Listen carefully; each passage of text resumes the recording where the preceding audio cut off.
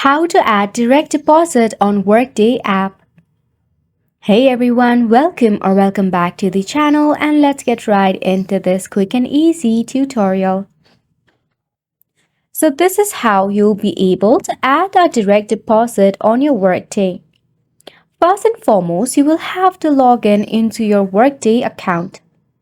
In the upper left-hand corner, navigate to View All Apps. From there, you need to select on the Pay icon.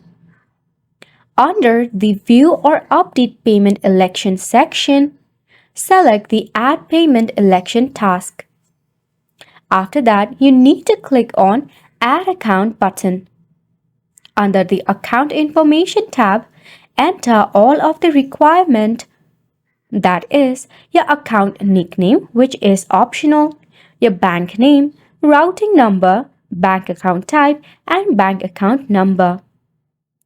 After that, select the appropriate payment election type, your default country, default currency, and number of payment election allowed. Select balance, amount, or percent to send all your net pay to one financial institution.